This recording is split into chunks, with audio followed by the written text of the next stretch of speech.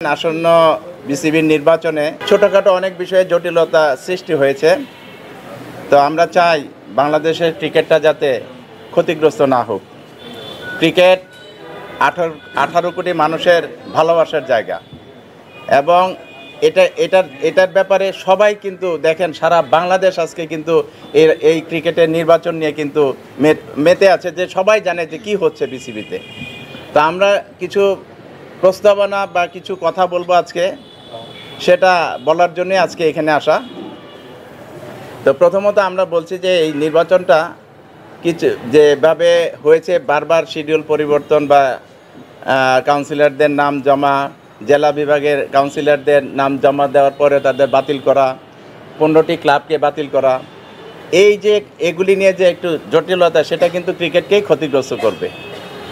আমরা চাই যে এগুলির অবসান হোক, একটা সুন্দর নির্বাচন হোক, সেটার জন্য আজকে কিছু বলবো। আপনারা দেখেন, এই যে 15টি ক্লাবকে যে বাতিল করেছে, কাউন্সিলর বাতিল করা মানে এই ক্লাবগুলির কিন্তু কোনো এখন আর অস্তিত্ব নেই। আমরা এটাই মনে করি।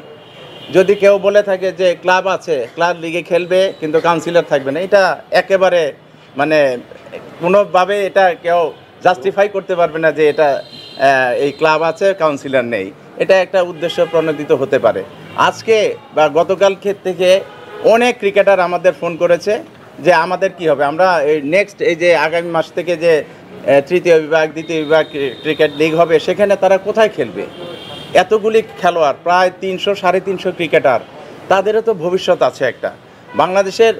আমরা চাই যে ক্রিকেটার আরও উঠে আসুক, বিভিন্ন ক্লাবে খেলুক, এবং আমাদের ক্রিকেট মানে জাতীয় দল আন্ডার 15, 18, 19, তারপরে আপনার এ টিম আছে, হাই পারফরমেন্স টিম আছে, সেখানে আমাদের ক্রিকেটাররা পাইপলাইনে থাকুক আরও, এটা আমরা চাই। কিন্তু আমরা তো তাদের জীবন ধ্বংস করতে পারি না।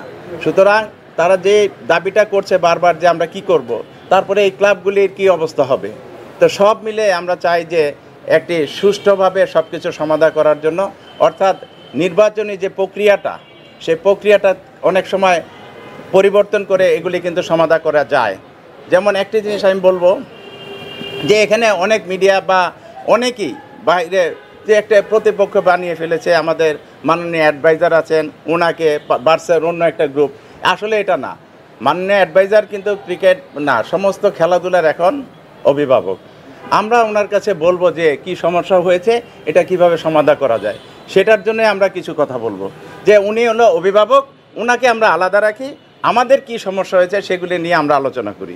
এটাই আমরা আজকে বিস্তারিত আলোচনা করব। দেখেন, নির্বাচন নিয়ে যে জটিলতা সৃষ্টি হয়েছে, এখানে কিন্তু ভালো ভালো ক্রীড়া সংগঠক যারা আছে, ক্রিকেট সংগঠক যারা আছে, তারা কিন্তু এখানে অনুপস্থিত। তা আমরা চাই যে এটা তারা যাতে এই নির্বাচনে পার্টিসিপেট করতে পারে, সেটার কিছু ব্যবস্থা করা। অনেকগুলি ওয়ে আউট আছে। তো আমরা প্রথম যেই প্রস্তাবনাটা দিচ্ছি, সেটা হলো এখন যে এক্সিস্টিং বোর্ড আছে, সেই বোর্ডটা কিন্তু ইচ্ছা করলে একটা রুলস রেগুলেশনে যেটা আছে, সেটা কিন্তু এটার মেয়াদ কিন্তু বাড়িয়ে দিয়ে কিন্তু অনেকটা সমাধান করা যেতে পারে। আরেকটি পথ আছে যে রিশিডিউল করা। রিশিডিউল করলে এখানে যারা যোগ্য সংগঠক আছে, যারা মানে বিভিন্ন কারণে বাদ পড়েছেন বা তারা মানে তাদের কাউন্সিলরশিপ বাতিল হয়েছে, তারা কিন্তু আবার এখানে আসতে পারে। কাউন্সিলরশিপ বা এখানে ভোটে নির্বাচন করার জন্য তারা নমিনেশন পেপার সাবমিট করার একটি সুযোগ আছে। আর আরেকটি জিনিস আছে, সেটা আমি জানি না এটা কভার করবে নাকি, অ্যাডহক কমিটি করেও কিন্তু কিছুদিন চালানো যেতে পারে, কিছুদিনের জন্য।